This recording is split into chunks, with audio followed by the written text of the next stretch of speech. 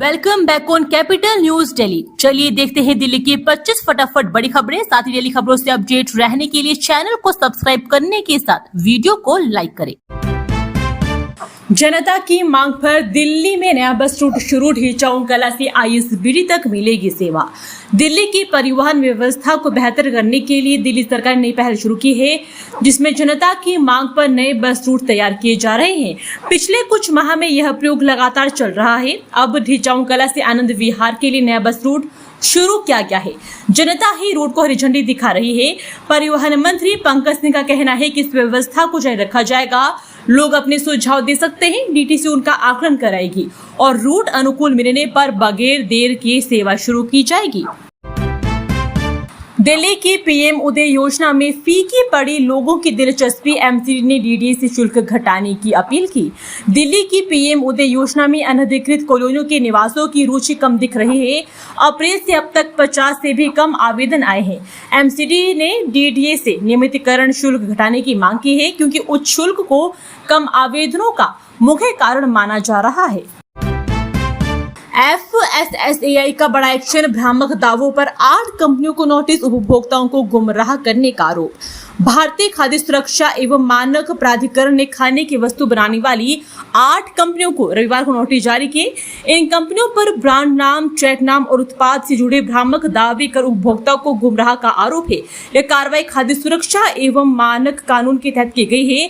खाद्य नियामक ने अपने इंटरनेट मीडिया हैंडल के जरिए बताया है कि जिन कंपनियों को नोटिस जारी किए गए हैं उनमें इनामी, healthy and tasty, health aid, ट्रूवी, the healthy factory, healthy master, healthy choice, plan B, न्यूवर्स शामिल है। FSSAI ने कहा है कि कोलकाता की इमामी ग्रुप की company Emami healthy and tasty का ट्रेड नाम उपभोक्ता को गुमराह कर सकता है, जो FSSAI के नियमों का उल्लंघन प्रतीत होता है। यमुना के 28 घाटों पर चला विशाल सफाई अभियान। हजारों स्वयंसेवकों ने किया श्रमदान। दिल्ली के 28 घाटों पर केंद्र सरकार के 12 वर्ष पूरे होने पर महासफाई अभियान चलाया गया, जिसमें हजारों स्वयंसेवकों और नेताओं ने श्रमदान किया है। मुख्यमंत्री ने यमुना पुनर्जीवन के लिए 1000 करोड़ से अधिक की परियोजनाओं को मंजूरी देने और नई सीवेज ट्रीटमेंट प्लांट लगाने की बात कही। राजौरी गार्डन के कपड़ों के शोरूम में लगी आग। 40 मिनट में पाया काबू। बड़ा हादसा टला। रविवार दोपहर राजौरी गार्डन मेन मार्केट स्थित एक 2 मंजिला इमारत में चल रहे कपड़ों के शोरूम में अचानक आग लग गई। आग लगते ही वहां अफरा तफरी मच गई। कपड़ों का शोरूम होने की वजह से आग तेजी से फैली और शोरूम का बड़ा हिस्से को अपनी चपेट में लिया। सूचना मिलते ही दमकल विभाग की 9 गाड़ियां मौके पर पहुंची। दमकल कर्मियों ने राहत बचाव कार्य शुरू किया है और करीब 40 मिनट की कोशिश के बाद आग पर काबू पा लिया गया। राहत की बात यह रही कि हादसे में कोई हताहत नहीं हुआ है। दिल्ली में बिजली की बढ़ी दरों पर RWA का विरोध। आंदोलन की चेतावनी। बिजली दरों में बढ़ोतरी पर RWA ने नाराजगी जताई है। साथ ही उसे वापस न लेने की स्थिति में आंदोलन की चेतावनी भी दी है। यूनाइटेड रेजिडेंट्स ऑफ दिल्ली व विभिन्न RWA ने दिल्ली विद्युत विनियामक आयोग के निर्णय का विरोध करते हुए कहा कि निर्णय निजी बिजली कंपनियों को फायदा पहुंचाने के लिए लिया गया है। URDA के महासचिव सौरभ गांधी और इस दिल्ली के RWA जॉइंट फ्रंट के अध्यक्ष BS वोहरा ने कहा कि फ्यूल सरचार्ज के नाम पर बढ़ोतरी नियम विरुद्ध है। इस मामले में छूट सिर्फ जनहित मामलों में दी जा सकती है, लेकिन आयोग ने यह निजी बिजली कंपनियों को फायदा पहुंचाने के लिए किया है। दिल्ली चिड़ियाघर में आम जनता ने सीखे पक्षी विज्ञान के गुर। पहले दिन दिखी 33 प्रजातियां। राष्ट्रीय प्राणी उद्यान ने जैव विविधता के संरक्षण, पक्षियों के दस्तावेजीकरण और पर्यावरण जागरूकता में जनता की भागीदारी बढ़ाने के लिए नागरिक विज्ञान पहल Sunday bird walk national zoological park की शुरुआत की है। इसके उद्घाटन सत्र में पहले दिन पक्षी प्रेमियों, छात्रों और प्रकृति प्रेमियों ने बढ़ चढ़कर हिस्सा लिया। प्रसिद्ध पक्षी विज्ञान डॉक्टर परितोष अहमद और स्वयंसेवकों के मार्गदर्शन में चयनित प्रतिभागियों ने चिड़ियाघर परिसर का भ्रमण किया और वैज्ञानिक तरीकों से पक्षियों की पहचान करना, डेटा रिकॉर्ड करना भी सीखा। दशरथपुरी का ड्रेनेज सिस्टम बंधक। रसूखदारों ने निगला। सरकारी नाला अधिकारी बने तमाशबीन। पश्चिमी दिल्ली के दशरथपुरी नाले पर रसूखदारों ने अवैध रूप से कब्जा कर उसे ढक दिया है, जिससे एनजीटी और दिल्ली सरकार के नियमों का उल्लंघन हो रहा है। सिंचाई एवं बाढ़ नियंत्रण विभाग के अधिकारियों की निष्क्रियता के कारण नाले की सफाई बाधित है और मानसून में जल भराव बढ़ गया है। दिल्ली के युवाओं के लिए सुनहरा अवसर 19 जून को कांग्रेस आयोजित कर रही रोजगार मेला पहुंची 150 से अधिक कंपनियां। भारतीय युवा कांग्रेस और दिल्ली प्रदेश युवा कांग्रेस 19 जून को ताल कटोरा स्टेडियम में रोजगार मेला आयोजित कर रही, जिसमें 150 से अधिक कंपनियां शामिल होंगी। यह मेला राहुल गांधी के जन्मदिन पर हो रहा है, जहां युवाओं को योग्यता अनुसार साक्षात्कार के बाद मौके पर ही ऑफर लेटर दिए जाएंगे और पंजीकरण निःशुल्क होगा। दिल्ली पुलिस की नई पहल, अब हर शनिवार को लगेगा थाना दिवस जन सुनवाई, ऑन स्पॉट होगा समाधान। दिल्ली वासियों की समस्या को तुरंत सुलझाने और पुलिस व्यवस्था को सीधे जनता से जोड़ने के लिए बड़ा कदम उठाया गया है।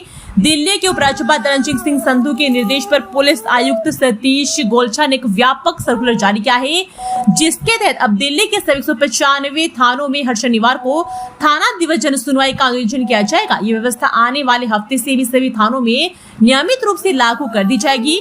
उपराज्यपाल और पुलिस आयुक्त की बैठक के बाद जारी गाइडलाइंस का मकसद पुलिस की जवाबदेही तय करना, जनता की शिकायतों का तय समय निपटारा करना और जमीनी स्तर पर सुरक्षा व्यवस्था को मजबूत करना है। अगर किसी भी शिकायत पहले से ICM यानी integrated complaint management system portal पर दर्ज भी नहीं है, तो भी उनकी शिकायत सुनी जाएगी और बाद में उसे पोर्टल पर अपलोड किया जाएगा। यमुना पार में बीते 2 महीनों से घरों में आ रहा गंदा पानी, दूषित जल की आपूर्ति से बढ़ी लोगों की मुश्किलें। यमुना पार के विभिन्न इलाकों में पेयजल आपूर्ति से जुड़ी संकट करीब 2 माह से लगातार बरकरार है। कहीं पर्याप्त मात्रा में पानी नहीं पहुंच रहा है, तो कहीं नालों से दूषित और दुर्गंधयुक्त पानी आने की शिकायतें मिल रही है। हालात ऐसे हैं कि लोगों को दैनिक जरूरतों के लिए भी पानी कमी से जूझना पड़ रहा है। स्थानीय निवासियों का आरोप है कि बार बार शिकायत दर्ज कराने के बावजूद समस्या का स्थायी समाधान नहीं किया जा रहा है। वेस्ट ज्योति नगर, ईस्ट विनोद नगर, भजनपुरा, खजूरी खास, सोनिया विहार, यमुना विहार, घोंडा समेत कई क्षेत्रों में जलापूर्ति व्यवस्था को लेकर लोगों में नाराजगी है। निवासियों के अनुसार कई इलाकों में पानी का दबाव बेहद कम है, जिससे बहुमंजिला इमारतों की ऊपरी मंजिलों तक पानी नहीं पहुंच रहा पाता। वहीं कुछ क्षेत्रों में पीले रंग और बदबू वाले पानी की आपूर्ति होने से लोगों की चिंताएं और बढ़ गई है। दिल्ली का बिहारी कॉलोनी ट्रैफिक सिग्नल बंद, बनाया गया यू-टर्न, जाम से मिला छुटकारा। यमुना पार के व्यस्त मार्गों में शामिल विकास मार्ग को सिग्नल मुक्त बनाने के बाद स्वामी दयानंद मार्ग को भी सिग्नल मुक्त बनाकर वाहन चालकों को जाम से राहत दिलवाई जा रही है। बिहारी कॉलोनी को ट्रैफिक सिग्नल को बंद करके यू-टर्न बनाए गए हैं। यहाँ यू-टर्न बनने से वाहन चालकों के 10 से 15 मिनट बच रहे हैं, ईंधन की बचत हो रही है। अगले 1.5 माह में इसी मार्ग पर 3 अन्य ट्रैफिक सिग्नल बंद किए जाएंगे। बिहारी कॉलोनी ट्रैफिक सिग्नल बंद होने से क्रांतिनगर, पुराना सीलमपुर, बिहारी कॉलोनी के स्थानीय लोगों ने राहत ली है।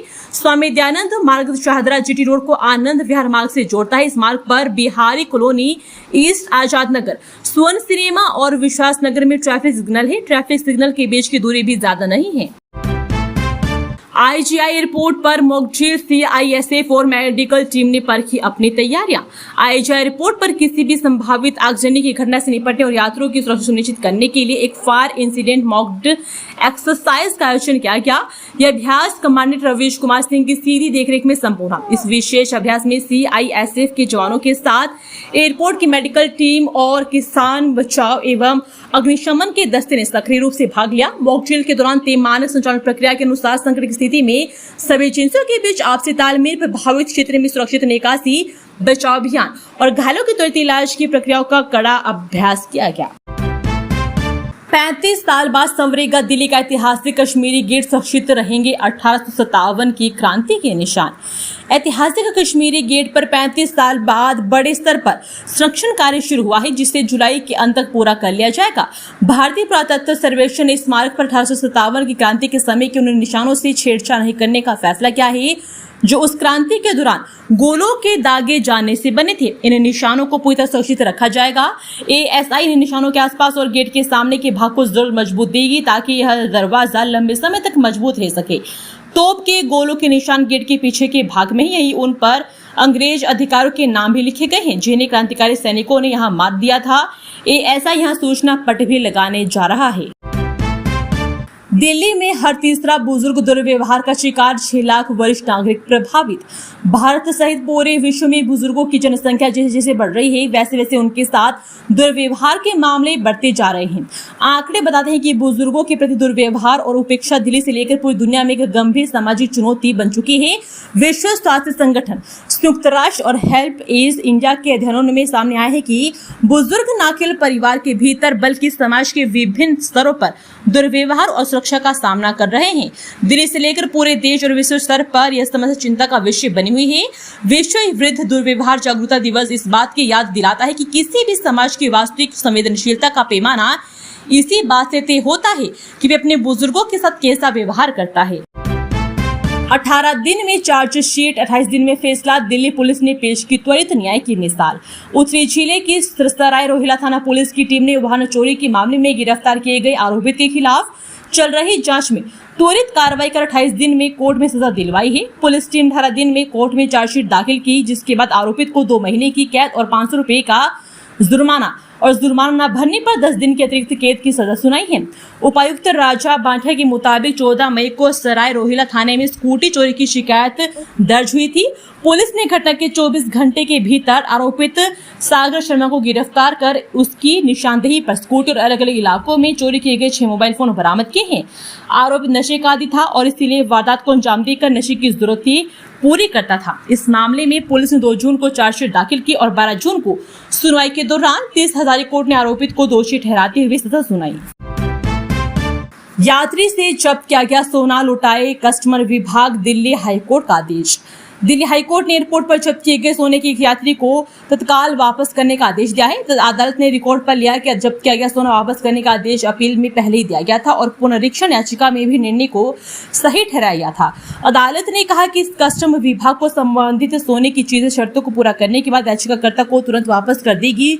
यह मामला बैंकॉक से भारत आ रहे हरीश कुमार के पास मौजूद सोने के गहनों को रोके जाने से जुड़ा था।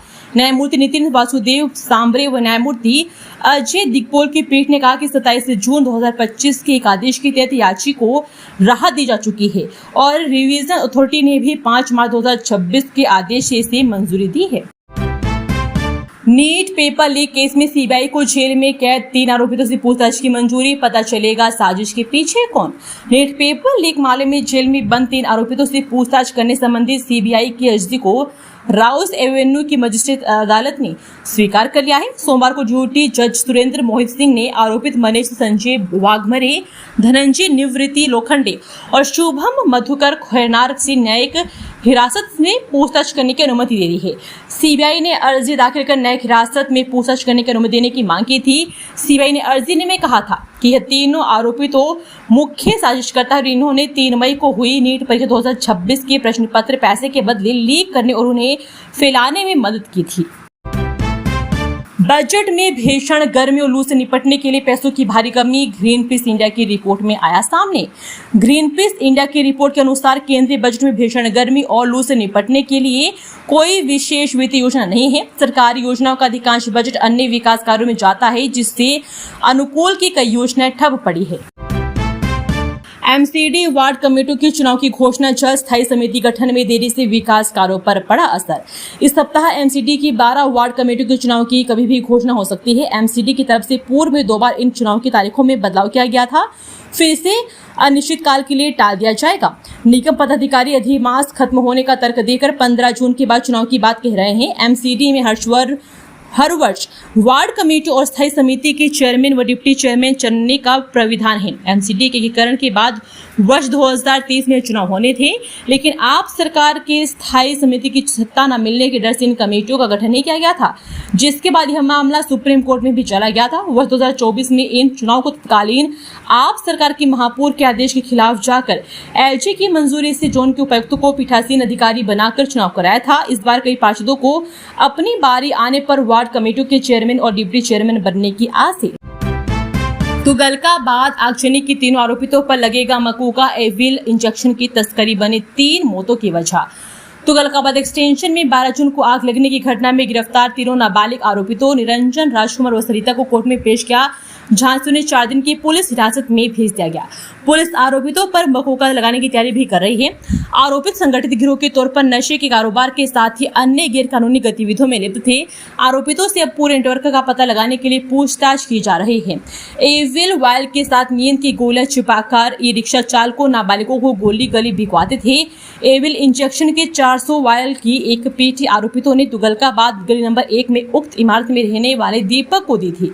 वे बार बार इसे पुलिस को देने की बात कह रहा था, जिसको लेकर सरिता व दीपक से कई बार बहस भी हो चुकी थी। दिल्ली के अस्पताल में बिजली के जंक्शन बॉक्स में लगी आग, दमकल की 5 गाड़ियों ने पाया काबू। जनकपुरी क्षेत्र के विजय एन्क्लेव स्थित एक अस्पताल में रविवार देर रात बिजली के जंक्शन बॉक्स में आग लगने से अफरा तफरी मच गई। सूचना मिलते ही दिल्ली अग्निशमन सेवा की 5 गाड़ियां मौके पर पहुंची और कुछ ही देर में आग पर काबू पा लिया गया। घटना में किसी के हताहत होने की सूचना नहीं है। दमकल विभाग के अनुसार रात करीब 10:25 पर विजय एन्क्लेव स्थित अस्पताल में आग लगने की सूचना प्राप्त हुई। सूचना मिलते ही 3 वाटर टेंडर, 1 वाटर बाउजर और एक ब्रीथिंग सपोर्ट वाहन को मौके पर भेजा गया।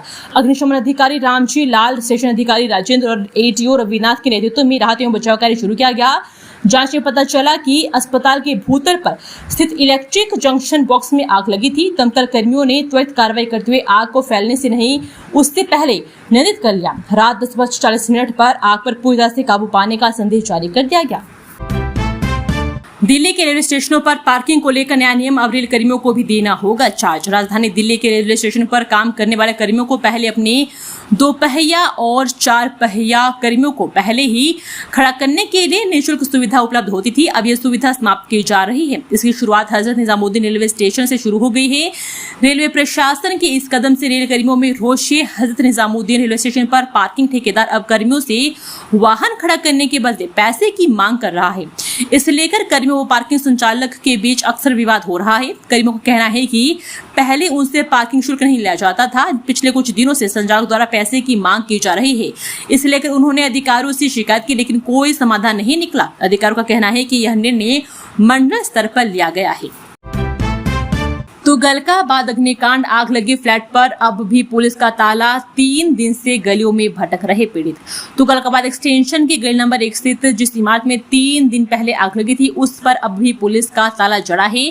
फॉरेंसिक टीम की ओर से शनिवार को जांच की प्रक्रिया पूरी होने के बाद रविवार को फ्लैट हैंड ओवर किया जाना था, पर देर शाम तक नहीं हो पाया। इसके चलते प्रभावित कुछ लोग गलियों में भटकने को मजबूर है, तो कुछ ने दोस्तों व रिश्तेदारों के यहाँ शरण ले रखी है। DU PG दाखिला 2026-27 सीट आवंटन शुरू। 13,000 सीटों पर 60,000 से ज्यादा दावेदार। DU में शैक्षणिक 2026-27 के PG कार्यक्रमों में दाखिले के लिए सोमवार को सीट आवंटन प्रक्रिया शुरू होगी। आवेदन करने वाले अभ्यर्थी अपनी डैशबोर्ड पर आवंटित सीट की जानकारी देख सकेंगे। पहले सूची में सीट पाने वाले उम्मीदवारों को 17 जून तक सीट स्वीकार करनी होगी, जबकि फीस जमा करने की अंतिम तिथि 19 जून निर्धारित की गई है। इस वर्ष DU के विभिन्न PG पाठ्यक्रमों की करीब 13,000 सीटों के लिए 60,086 आवेदन प्राप्त हुए हैं। आंकड़े बताते हैं कि एक सीट के लिए औसतन 4 से अधिक दावेदार मैदान में खड़े, जिससे प्रवेश प्रक्रिया में प्रतिस्पर्धा काफी बढ़ गई। सोनिया विहार से लोनी तक छूट रहा है मां यमुना का दम, आंचल में चल रहा मीट का अवैध बाजार। दिल्ली सरकार के यमुना स्वच्छता अभियान के बावजूद सोनिया विहार में से लोनी तक नदी अवैध मीट बाजार, फार्म हाउस और अतिक्रमण से प्रदूषित है। सरकारी दावों के विपरीत यमुना अवैध गतिविधियों का अड्डा बन गई है, जिससे पारिस्थितिक तंत्र और धार्मिक भावनाएं प्रभावित हो रही है। JNU PG दाखिले के लिए आवेदन का आज आखिरी दिन, 23 जून को आ सकती है पहली मेरिट सूची। JNU में शैक्षिक 2026-27 के लिए PG डिप्लोमा और एडवांस डिप्लोमा पाठ्यक्रमों में प्रवेश के लिए आवेदन प्रक्रिया अपने अंतिम चरण में पहुंच गई है। सोमवार आवेदन का आखिरी दिन है और बड़ी संख्या में अभ्यर्थी अंतिम समय में आवेदन कर रहे हैं। इससे विश्वविद्यालय के विभिन्न पाठ्यक्रमों में प्रवेश को लेकर प्रतिस्पर्धा और बढ़ने की उम्मीद है। JNU ने विभिन्न भाषाओं में MA, MSc, biotechnology, computational biology और MTech पाठ्यक्रमों में दाखिले के लिए आवेदन आमंत्रित किए हैं। सिर्फ MA पाठ्यक्रमों में करीब 800 सीटें उपलब्ध है, जबकि इन सीटों के मुकाबले कई गुना अधिक अभ्यर्थियों के आवेदन आने की संभावना जताई जा रही है। दिल्ली NCR सहित देश भर के उद्योगों की हीटिंग लागत होगी 34% कम, 66% घटेगा कार्बन उत्सर्जन। iForest की ताजा रिपोर्ट के मुताबिक दिल्ली और NCR सहित देश भर के उद्योगों सहित हीटिंग क्षेत्र में हीट पंप तकनीक को अपनाकर ईंधन की लागत में 34% तक बचत की जा सकती है। यह तकनीक फैक्ट्रियों में निकलने वाले औद्योगिक उत्सर्जन की भी 67% टन तक घटाने में सक्षम है। AC की विपरीत तकनीक पर काम करने वाला हीट पंप बहुत किफायती है, जो साधारण हीटर के मुकाबले 2 से 6 गुना अधिक ऊर्जा देता है। भारत में हीट पंप के बेहतर उपयोग के लिए नीति रोडमैप शीर्षक से जारी इस रिपोर्ट के मुताबिक यदि भारतीय उद्योग इस तकनीक को अपनाते हैं तो कारखानों में चीजों को गर्म करने का खर्च 1/3 कम हो जाएगा। साथ ही इससे हर साल 2.40 करोड़ टन कार्बन डाइऑक्साइड का उत्सर्जन रुकेगा। यह रिपोर्ट दिल्ली और NCR के लिए इसलिए महत्वपूर्ण है क्योंकि यहाँ गर्मियों में बढ़ता तापमान एक बड़ी चुनौती बन चुका है। NCR के कपड़ा, ऑटोमेटिव, बेकरी और फूड प्रोसेसिंग जैसे उद्योगों में हीट पंप का इस्तेमाल थर्मल हॉटस्पॉट को घटाने में भी सहायक हो सकता है।